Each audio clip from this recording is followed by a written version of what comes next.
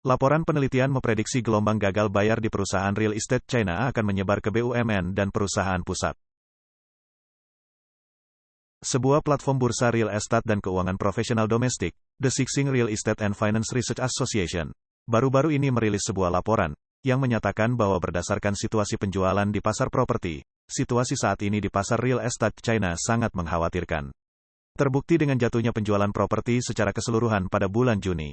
Yang paling ditakutkan oleh para investor adalah jika situasi penjualan di pasar properti terus menurun. Perusahaan real estate swasta yang tersisa, perusahaan real estate kepemilikan campuran, dan bahkan pengembang perusahaan milik negara dan pusat, akan secara aktif memilih gagal bayar utang atau gulung tikar. Laporan tersebut mengutip statistik dari berbagai lembaga resmi, yang menunjukkan bahwa pada bulan Juni tahun 100 perusahaan real estate teratas China hanya mencapai volume penjualan kontrak sebesar 602 miliar yuan, terendah dalam 7 tahun terakhir.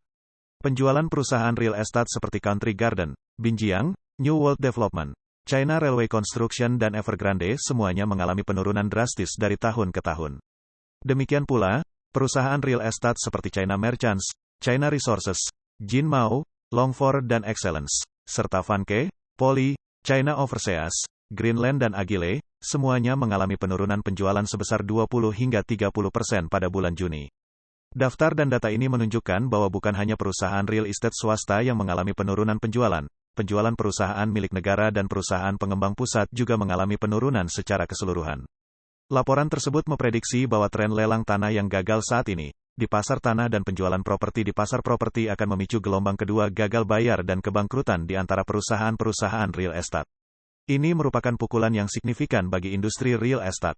Laporan tersebut mengakui bahwa dalam jangka pendek, sulit untuk melihat stabilisasi dan rebound di pasar properti, karena faktor-faktor seperti peningkatan tajam dalam pengangguran domestik, ekspektasi pendapatan yang menurun, kurangnya uang di antara penduduk, konsumsi yang lesu, kurangnya kepercayaan di pasar, serta resesi ekonomi global, pemisahan diri China AS dan konflik geopolitik di tingkat internasional.